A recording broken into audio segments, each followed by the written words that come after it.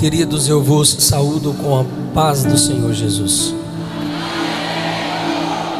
Evangelho segundo escreveu Lucas, capítulo 11. O versículo 1 diz assim: Aconteceu que, quando ele, Jesus, estava orando em certo lugar,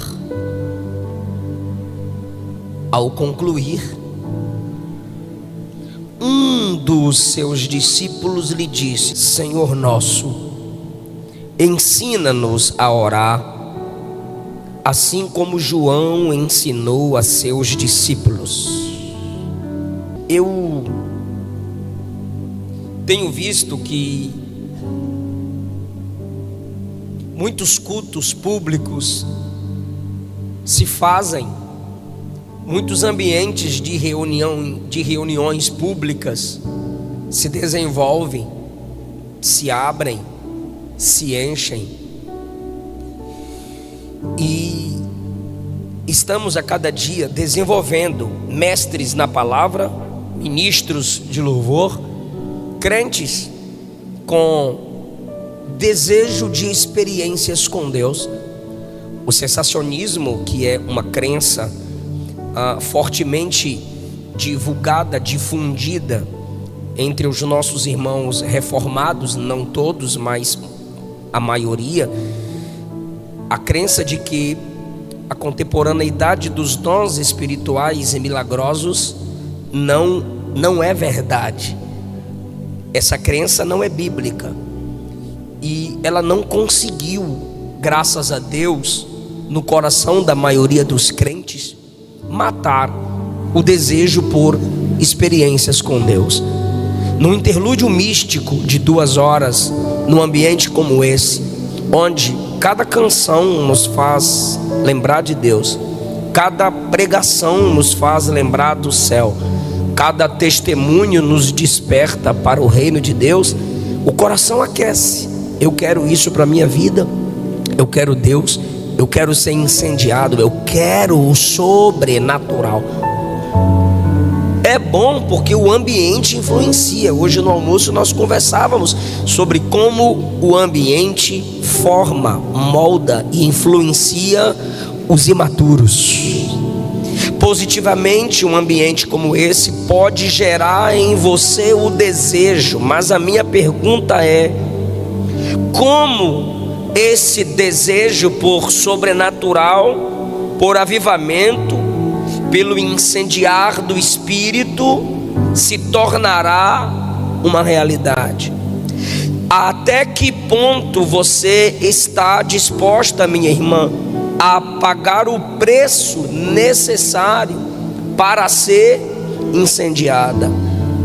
O que você estaria disposto a renunciar para de fato ser incendiado?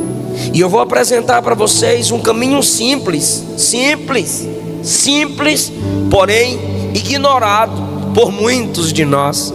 Deus fez o homem simples, mas ele criou muitas invenções, já disse o sábio Salomão. E eu quero falar com vocês subordinado a um tema que é uma pergunta: você ora? Está aqui e não está disposto a orar? Honrar um tema como esse sem estar disposto a orar, disposta a clamar, ajoelhar-se, quebrantar-se, ou mesmo em pé, porque o que mais importa é a posição da alma e não do corpo na oração. Mas se esforçar para aqui estar, desejar isso e buscar o sobrenatural, ser incendiado e não orar, você está perdendo o seu tempo. Lucas 11 é um registro da oração. O versículo 1 diz que Jesus está orando num certo lugar. Diz que quando ele acabou de orar, um dos discípulos lhe fez um pedido maravilhoso: Senhor, nos ensina a orar. E quando esse camarada pediu para que Jesus lhe ensinasse a orar, Jesus então lhes deu princípios de como construir uma vida de oração. E esses princípios perpassaram tempos e estão conosco até hoje, pois foram princípios de Cristo. Depois, os irmãos que já leram esse texto percebem que no versículo 9, Jesus incentiva a oração. Ele não apenas ora no versículo 1, ele dá incentivos para que oremos. Ele diz no versículo 9: pedi e vos será dado, buscai e encontrareis, batei a porta e se abrirá para vós. Porque todo o que pede recebe, o que busca encontra, ao que bate se abre. Jesus está incentivando os crentes a orarem, mas ele também, enquanto está dando os princípios da oração, ele está falando sobre o maior propósito de se orar.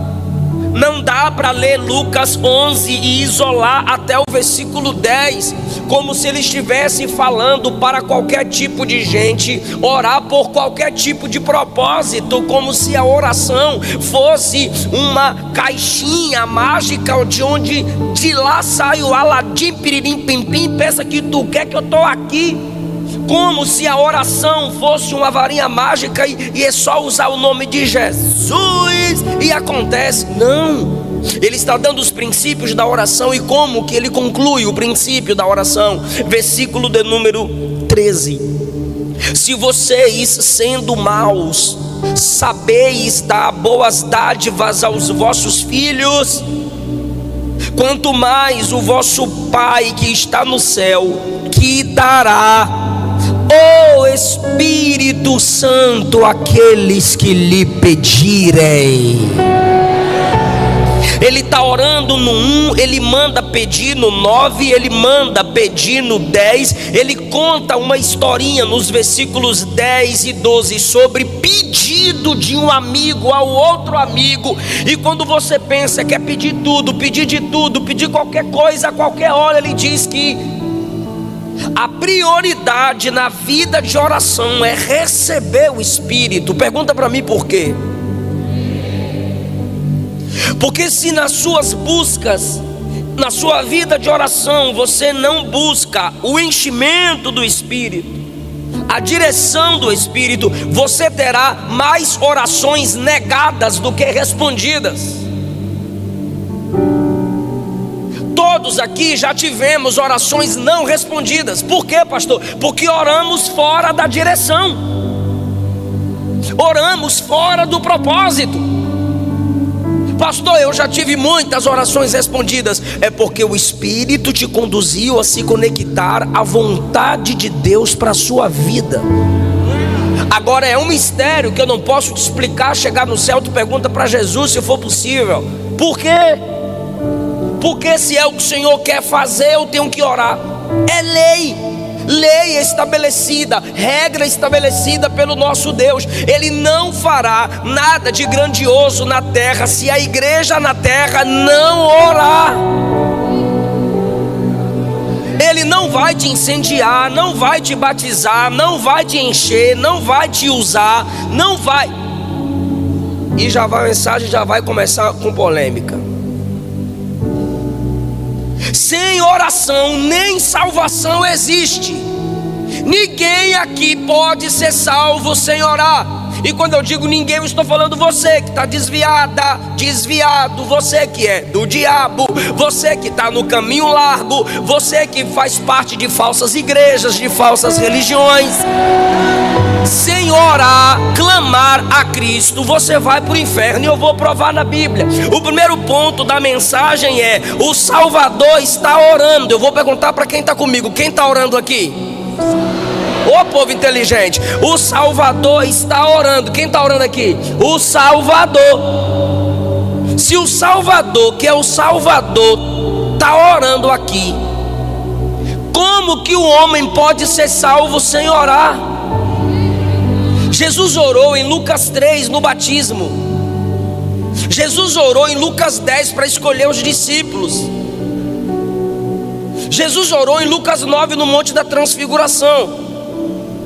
Antes que Pedro confessasse: tu és o Cristo, Filho do Deus vivo, Jesus orou. Jesus orou em Lucas 11. Jesus orou no Getsemane antes de ser preso. Jesus orou na cruz. O Salvador orava. Aí me vem duas perguntas à mente. Por que você quer ser salvo sem clamar? Por que você acha que pode ser salva sem orar, sem humilhar-se diante de Deus? Eu não estou falando aqui a pagãos que nunca ouviram o Evangelho. Eu estou falando a pessoas que cantam nossas músicas. Eu estou falando de gente que gosta de nossas mensagens. Como que o homem pode ser salvo sem orar? É claro que eu defendo a salvação pela graça. Eu não tenho nenhuma dificuldade de afirmar que ninguém será salvo por suas orações. Mas eu também não posso afirmar que alguém pode ser salvo sem orar. Se o homem quiser perdão de Deus, ele tem que abrir a boca, abrir seu coração e dizer: me perdoa. Pastor, a pessoa pode ser salva sem ler Bíblia? Pode, se ela for cega. A pessoa pode ser salva sem saber hermenêutica e exegese? Pode, se ela for analfabeta. A pessoa pode ser salva sem ouvir pregações? Sim, eu acompanho missionários, sustento alguns missionários, e eles pregam em alguns ambientes, tipo na Ilha dos Cocombas, na África. Só tem culto a cada 6 meses. E quando acontece o culto, a pessoa se entrega para Jesus. Só no próximo 6 meses, aquela pessoa vai ouvir uma pregação. A pessoa é salva sem ouvir pregação, sem ouvir podcast de 3 horas, que tem crente viciado no estudo da Bíblia, mas está no podcast todo dia. A pessoa pode ser salva sem ouvir podcast, agora sem orar, não tem como, eu vou provar na Bíblia.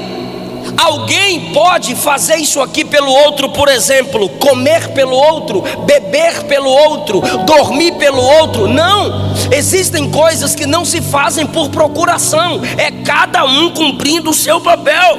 São coisas naturais que cada um deve fazer por si. Assim é o homem diante do Salvador: ou ele clama por salvação, ou ele vai perecer. Ou ele clama, por quê? Porque você clama, porque você ora, porque você não pode gerar aquilo que você está buscando. E a salvação é um milagre operado por Deus, não são as suas obras, não é o ambiente que você frequenta, não é a missionária que você pediu oração, não é aquela igreja que você foi fazer campanha. Não, isso é extremamente individual. Oséias 14:2: tomai convosco palavras e convertei-vos ao Senhor. Ele está dizendo: use palavras e se converta ao Senhor. O que Pedro disse para aquele macumbeiro lá em Atos 8:22: se arrependa da sua maldade, ore ao Senhor, pedindo que Ele perdoe os pensamentos do seu coração. Deus não perdoa quem não se arrepende. Deus não perdoa quem não ora. Lembra de Lucas 23:43? Os 2 ladrões criticavam o Cristo na cruz do meio. De repente um deles viu que o homem da cruz do meio era diferente. O que ele fez? Clamou. Como? Primeiro ele defendeu Jesus, olhou para o outro e disse: para de mexer com esse homem, ele é justo, ele não fez nenhum mal, nós somos maus, nós estamos aqui porque merecemos, mas o homem da cruz do meio é justo. Depois que ele defende, ele clama: Senhor, lembra de mim quando vieres no teu reino. Aí Jesus respondeu na mesma hora: hoje estarás comigo no paraíso. Essa é fácil, tu lembra de Atos 2:21? Aquele que invocar o nome do Senhor será salvo. Tá aí. Se o Salvador orou, é decreto dele que para você ser salvo você tem que clamar. Por isso orar é coisa de gente necessitada. Orar é coisa de gente dependente. Não adianta você gostar da música, gostar da pregação e não se prostrar diante de Deus em oração, dizendo: resgata-me, salva-me, como aquela canção, então liberta-me de mim. Esse é o poder da oração. Se nossos filhos não clamarem, não serão salvos. Se essa nação não clamar, não será salva. O Salvador orou. Então me ajudem. Se o Salvador orou, quem quiser ser salvo precisa orar. Ficou horrível, gente. Ainda pedi para me ajudar. Se o Salvador orou, quem quiser ser salvo precisa. Ficou chique. Segundo lugar, quem está orando aqui no 11? Não me estressa não. Quem está orando aqui no 11? Se o Salvador está orando, quem quiser ser salvo tem que orar. Se o próprio Salvador orou, os salvos.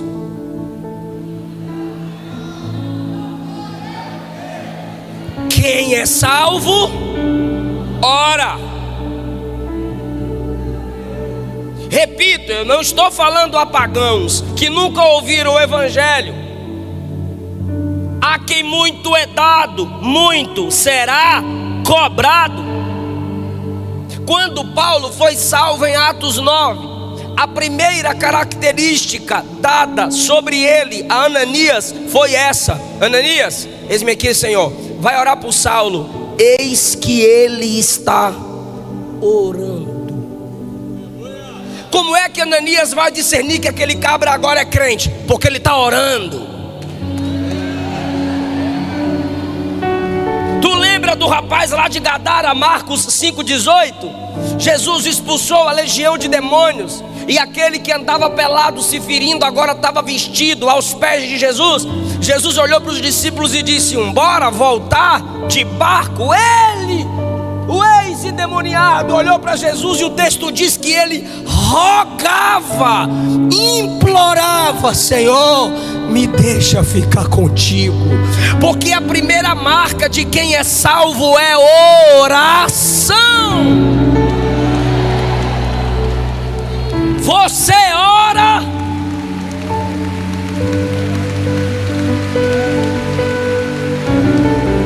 se você não ora, desculpe, você não é salvo. Ore para Jesus te salvar.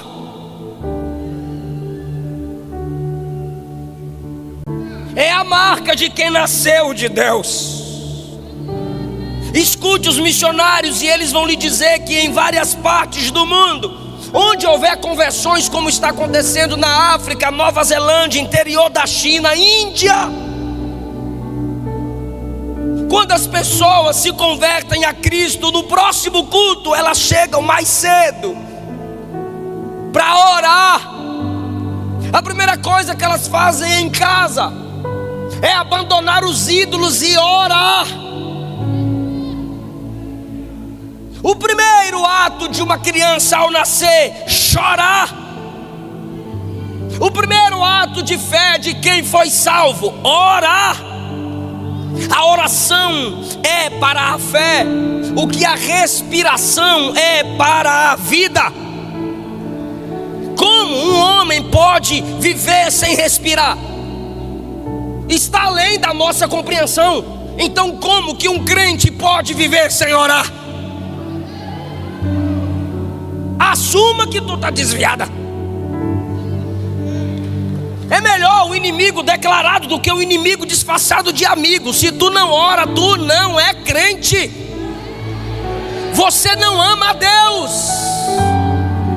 Se minha esposa levanta e não fala comigo, vai almoçar, não fala comigo, dirige comigo, não fala comigo, vai trabalhar, não fala comigo, vem pro culto, não fala comigo, eu vou dizer: você está doida?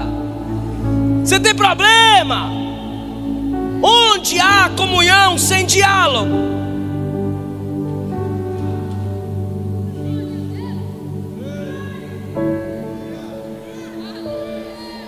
Todos os filhos de Deus sentem a necessidade de falar com o Pai. Romanos 8,15 diz que quando o Espírito opera em nós o ato da regeneração, a gente clama: Abba, Pai, Papaizinho. Deus não tem filhos mudos espirituais. Vou repetir: Deus não tem filhos mudos espirituais. Quando o Espírito opera o novo nascimento, Ele abre sua alma e diz: ora, clama, abre a boca, clama a mim, eu vou te responder. Clama a mim, eu vou te anunciar coisas grandes e firmes que não sabes. Você quer ser incendiada? Você quer ser incendiado? Aí eu faço outra pergunta: você ora?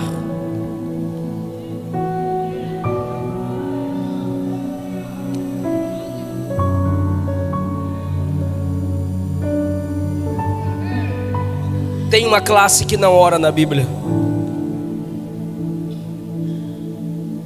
Até demônio ora, irmão. Lá em Gadara, os demônios imploraram: não manda nós para o abismo não, Senhor Santo, Filho do Altíssimo. Manda nós para os porcos. Tem crente pior que demônio, meu Deus do céu. Demônio orando. E tu é crente e não ora?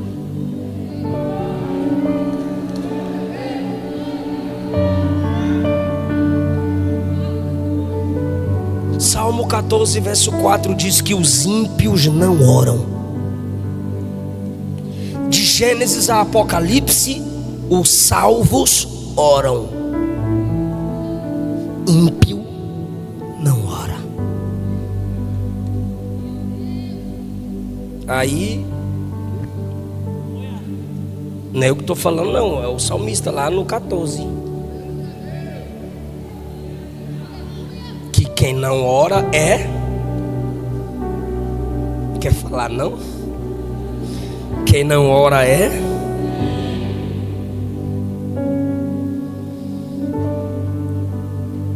Aconteceu que quando ele estava orando num certo lugar, Jesus tem um certo lugar.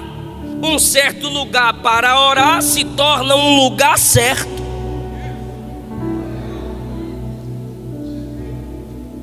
Ele está num certo lugar onde os outros só podem observá-lo.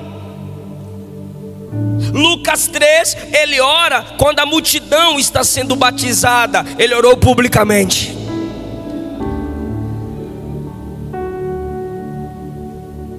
Lucas 9, ele subiu o monte para orar com os discípulos. E Lucas 11, ele está orando num certo lugar. Ele está orando secretamente. Você ora publicamente? Misericórdia, pastor, eu tenho vergonha de orar publicamente. O sangue de Jesus tem poder. Mas quando o pessoal da mídia vê com o celular pertinho assim na tua cara, eu tô...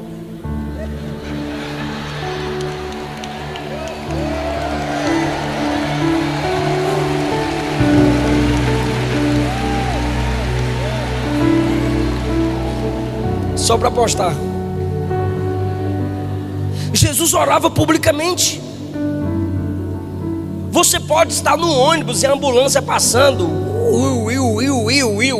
Tu levanta a mão e Jesus dá o livramento. Aí os ímpios vão falar duas coisas de tu: ou tem fé ou é doido. Orar publicamente atrai o olhar dos ímpios. Por quê? Porque orar publicamente é evangelístico. Você está mostrando que tu tens um Deus que é invisível, mas é real, é onipresente.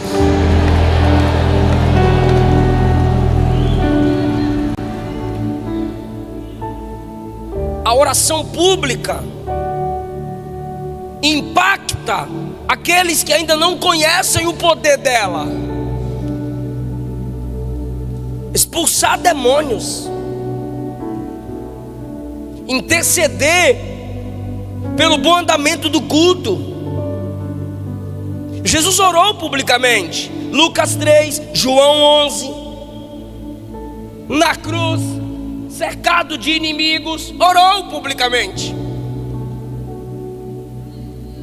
Mas ele orava no secreto, ou seja, esse é o equilíbrio da oração. Você ora no secreto. Se você ora publicamente no culto, se você ora publicamente intercedendo, mas não ora no secreto, você pode se tornar um hipócrita. Se você ora secretamente, aquilo do qual você se enche no secreto te impulsionará a orar publicamente. Só orando no secreto, sua devoção pública será resultado da devoção secreta. Então, quando oramos publicamente, estamos num ato evangelístico. Como disse Paulo a Timóteo: quero que os crentes orem em todo lugar, com mãos estendidas, sem ira e sem contenda. É uma oração pública.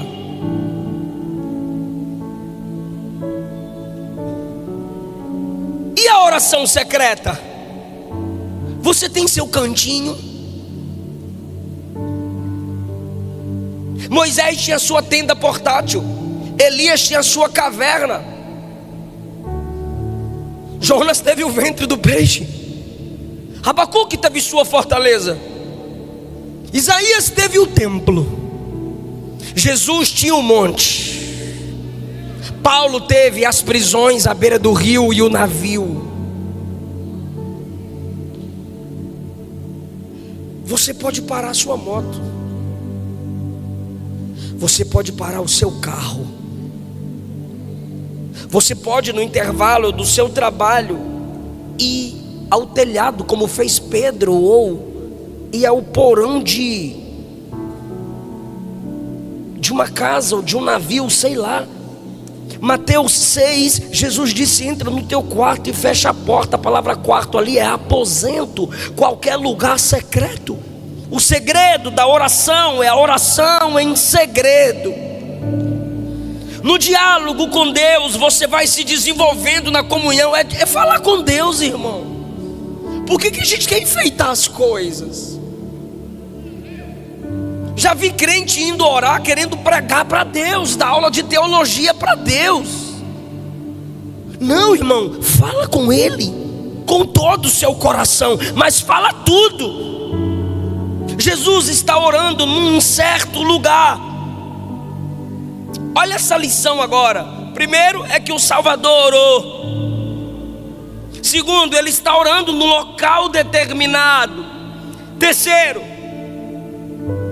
o respeito pela oração. Ao concluir a oração, um dos discípulos lhe disse: ao concluir, ninguém o interrompeu enquanto ele não acabou de orar.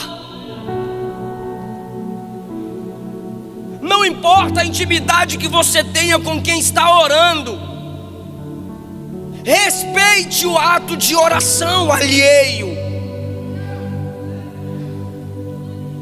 Isso acontece nas Assembleias de Deus, eu não sei aqui. E eu sou assembleano e isso me estressa. A gente está lá orando com as irmãs do coque. Aí de repente chega uma classe com a baqueta na mão rodando assim, ó.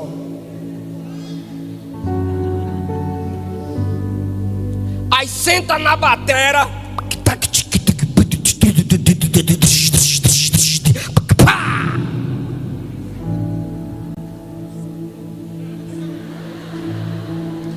A irmã está orando.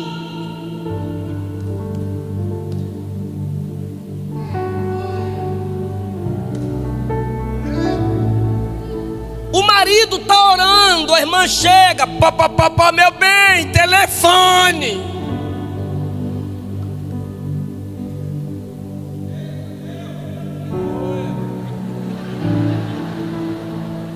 corajoso, aí é macho.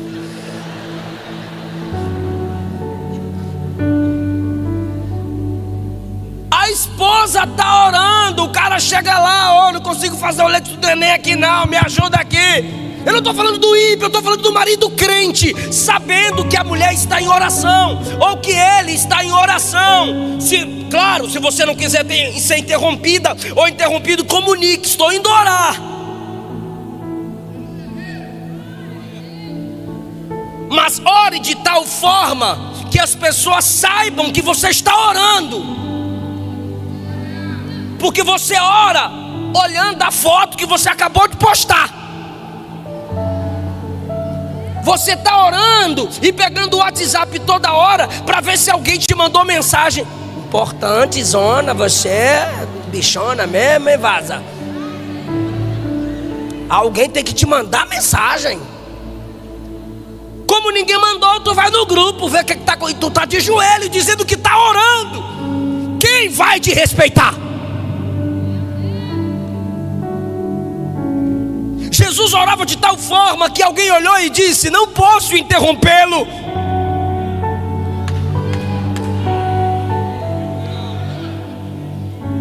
Você ora como se estivesse diante de quem?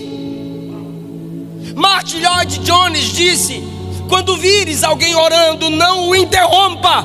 Essa pessoa está em audiência com o Rei dos Reis e Senhor dos Senhores.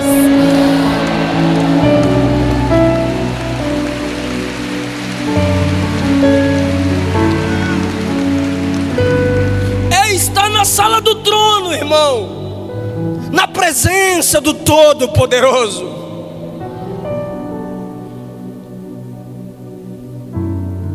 Quando Jesus acabou de orar, um dos discípulos, eu quero ajuda, é sério, estou cansado, eu quero ajuda. Quantos discípulos Jesus tinha? 12. Mas aqui do texto, quantos foram pedir para aprender a orar?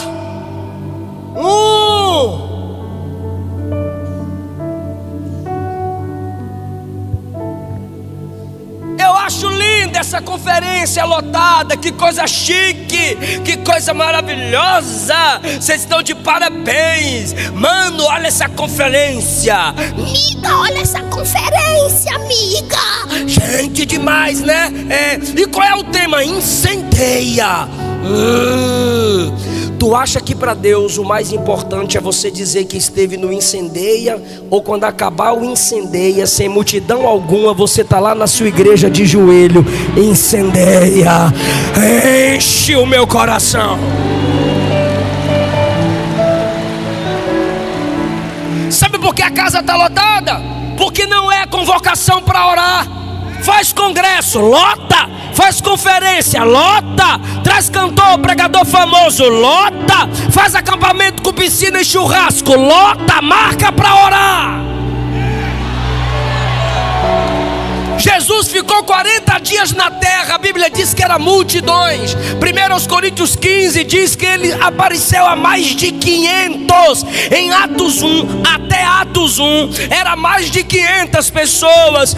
Jesus subiu do 40º dia depois que ressuscitou. 10 dias de oração. Quantos dias? 10 dias de oração. Jesus sobe no 40º. O Espírito Santo desce no 50º dia após ressurreição.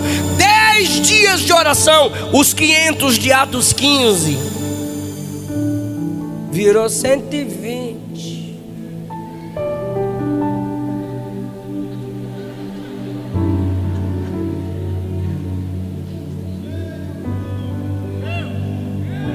Como que você quer ser incendiado se você ainda não reconhece na prática que onde estiverem 2 ou 3 reunidos invocando o nome dele, ele está presente ali?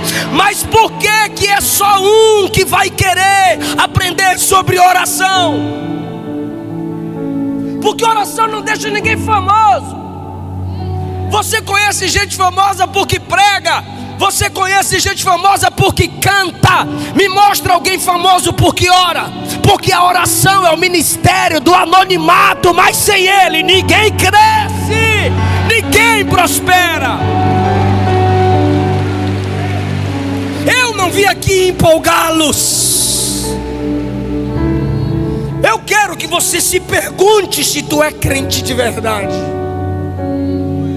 Isso aqui não é um clube para termos pessoas por adesão, é por conversão. Um só interessado em orar. Lembra do início da mensagem? Eu disse assim: a prioridade na oração é buscar a pessoa do Espírito Santo. Por quê? Porque ele te ajuda a se conectar com a vontade de Deus. Sim ou não? Olha que coisa linda, perfeita, gloriosa. Olha que negócio chique. Eu duvido que esse cara aqui é Pedro.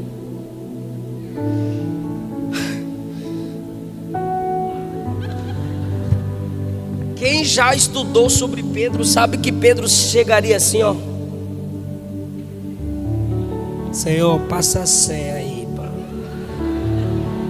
Se tu já leu Mateus 26, tu sabe. Ó Senhor, ninguém gosta de orar não, mas fala para mim qual é o segredo de ficar tanto tempo assim orando. Que coisa linda é essa, que quando o Senhor ora, seu rosto se transfigura, igual no capítulo 9.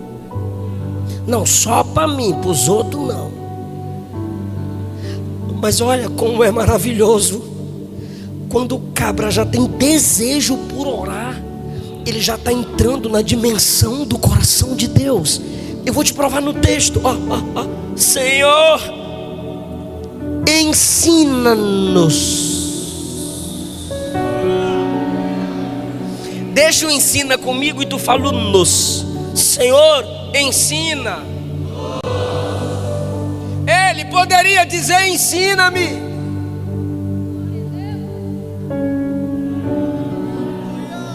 Mas ele olhou para Jesus e disse: todo mundo aqui precisa aprender a orar.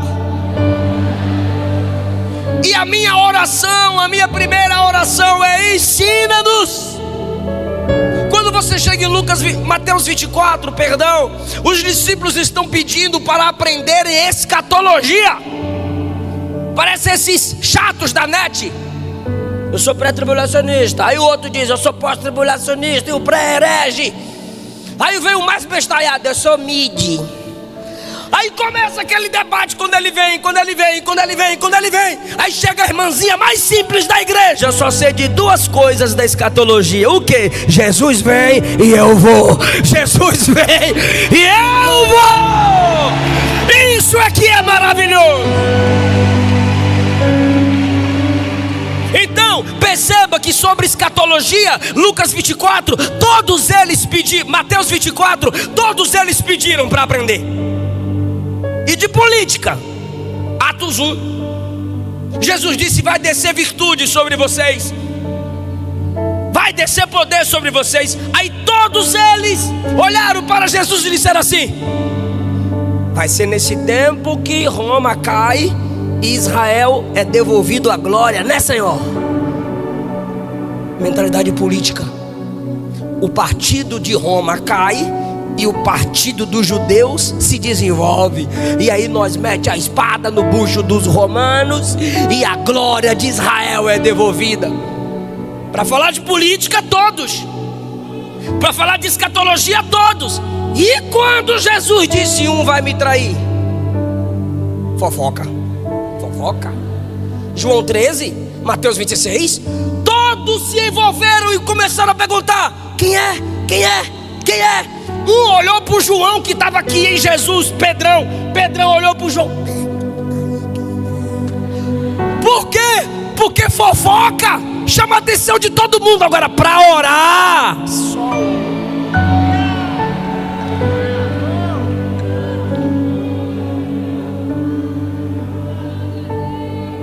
mas olha a humildade dele, Senhor. Ensina-nos. Essa vai ser a primeira vez que eu vou pedir para tu dar glória. Porque intimidade forçada é estupro. Eu não vou forçar tu sentir Deus. Se tu ora, tu já está sentindo o que eu estou sentindo aqui. Essa vai ser a primeira vez que eu vou pedir para tu dar glória. Quer ver como é que eu peço? Quem está preparado para dar glória? Então tá bom, continua assim, hein? Olha isso. Senhor, me ajuda de novo. Senhor, ensina. Eu estou dizendo que ele já estava na Conec. Ele olha para Jesus e diz: Senhor, ensina-nos a orar. Eu imagino Jesus olhando e dizendo: gostei. Gostou, Senhor? Por quê? Você já está dentro do meu propósito. Por quê? Porque eu vou ensinar vocês a orarem. Quando forem orar, orem assim: Pai nosso. E o pão é nosso, e o perdão é nosso, e o livramento é nosso. É nosso, é nosso, é nosso. Não tem orgulho na alma. Quem ora pensa no outro. Quem ora enxerga o outro. Quem ora pensa no outro. Vou perguntar de novo: você ora por quem? Por quantos? Porque se você não ora, não tem nós. É só tu. Quão grande és tu na frente do espelho, tu canta. Lindo, lindo, lindo é na selfie. Ainda faz biquinho. Não tem nós em suas orações. Quanto mais perto de Deus, mais você pensará nas pessoas. E não vai desistir por causa de deslealdade. Não vai desistir por causa de traição. Pastor, eu estou orando. Pastor, eu estou orando para Deus me livrar do Judas. Sai de ré, Judas. Sério? A questão é que Judas traiu porque não orava. Quem orava era Jesus e foi traído.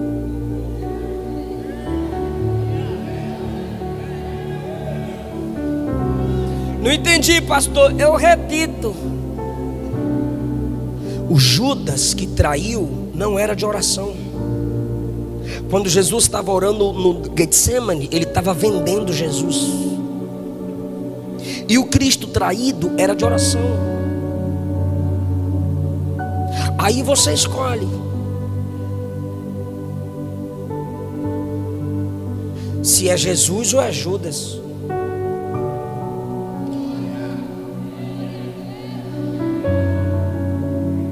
Eu quero ser Jesus, pastor.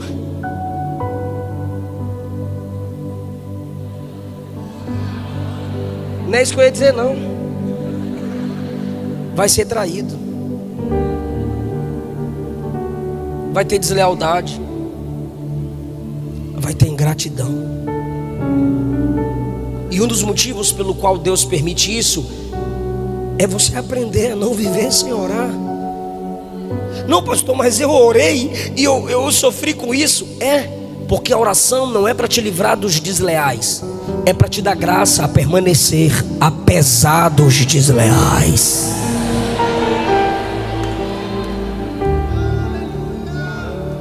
Abel teve Caim. Abraão teve Ló. José teve seus irmãos. Daniel teve os caldeus. Jeremias teve seus patrícios. Jesus teve Judas. Paulo teve Alexandre o latoeiro. E todos esses eram de oração. É melhor ser traído do que trair. É melhor sofrer com a deslealdade do que ser desleal. Porque a falta de oração te torna Judas. A oração te assemelha a Cristo. E eu encerro essa mensagem lhes dizendo: o que é que Jesus está fazendo no céu hoje, meu Deus do céu?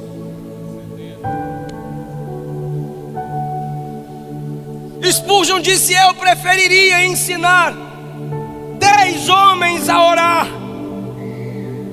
do que a pregar um homem a orar, do que 10 a pregar.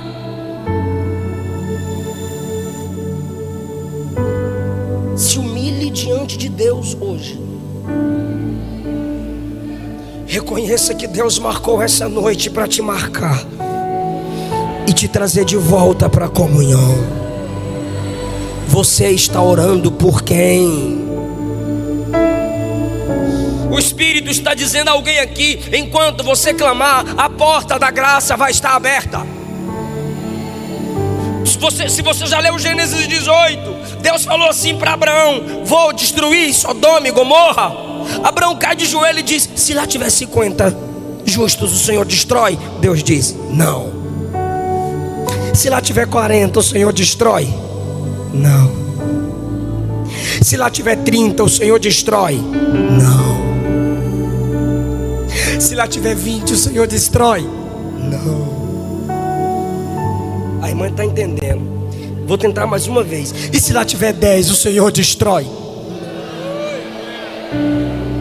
Ele que quis parar nos 10. Enquanto ele estava clamando por misericórdia, Deus estava dando misericórdia. Porque a oração te leva para a fonte inesgotável da graça. Por quem você está orando? A mãe do teólogo Agostinho estava preocupado com sua perdição, e um amigo crente disse a ela: um filho gerado nas lágrimas não se perderá. Deus destruiu Sodoma, mas tirou o sobrinho de Abraão de lá. Você está orando por quem? Cadê o nós nas suas orações? Eu acho que é por isso que tu só ora 3 minutos. Tu não ora por ninguém.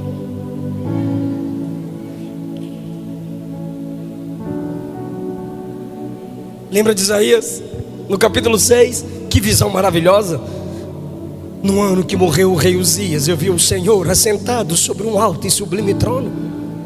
As abas das suas vestes enchiam o templo, a casa se encheu de glória. As colunas tremiam pela voz do que clamava. Vi serafins ao redor dele, cada um tinha 6 asas. Com 2 cobriu o rosto, com 2 cobriu os pés, e com 2... Agora, e clamavam uns para os outros: Santo, Santo, Santo é o Senhor dos exércitos. Toda a terra está cheia da sua... Me responda, por favor, essa visão é maravilhosa, sim ou não? Mas quando ele está diante de Deus, Deus o leva para as pessoas. Ele diz assim, ó: eu ouvi uma voz que dizia: a quem enviarei? E quem há de ir por nós? Será que é por isso que tu tem medo de orar? Porque quanto mais orarmos, Deus nos responsabilizará. Por quê, pastor? Porque Deus não dá responsabilidade para quem não tem unção.